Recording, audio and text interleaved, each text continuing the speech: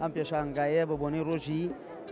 زمانی دایکەوە کراوەتەوە لە 22 کاکاتە ڕۆژی سێشەممە تاوەکو دووشەمی داهاتوو بەردەوامە کاکا 28 مانگ. ئەم پێشانگایە لە 130 داشکاندن وەکراوە نزیکی 1500 ناونیشانی جیاواز لەخۆوەگرێ لە بوارەکانی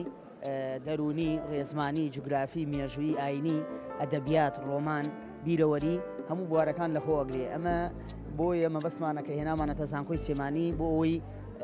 داشکاندنێک کتێب بە نرخی هەرزان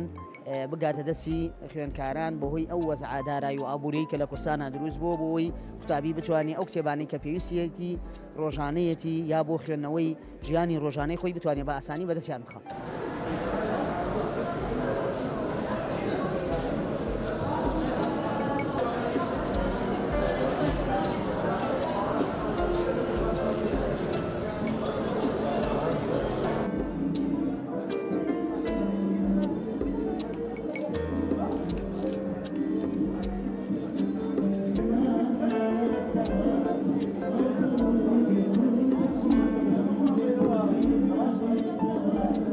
زانین لە بارودۆخی ئابووری ئەمڕۆیە کۆمەڵێک کەسان کە پێویستیان پێیەتی ئێمە ژووکو بەشی زمانی کوردی و پەروەردەی بنەڕەتی ئەمڕۆکە هەستاین بە سازکردنی ئەم پانێلانە یەکێک لە بابەتەکانمان عەرزکردنی ئەم کتێبانە بوو کە هی مامۆستایەکی بەشی خۆمانە و بێگومان داهاتەکەی بۆ ئەو خوێندکارانە ئەبێت کە پێویستیان بەو دەرامەتە هەیە و لە بەشەکەی خۆمان و کۆلێژەکەی خۆمانە.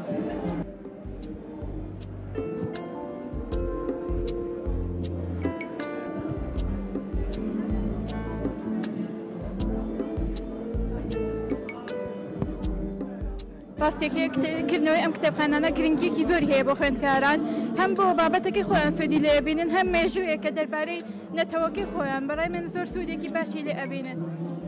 گرنگیەکی زۆر باشێکی هەیە خوێکاری ئەوە دیارە خۆیان مەشغوڵەکەم بە تەکنەلۆژیاوە گرنگی نادەن بە خوێندنەوەوانێ بەڕای من بە ئەو ئەگەڕێتەوە زیاتر.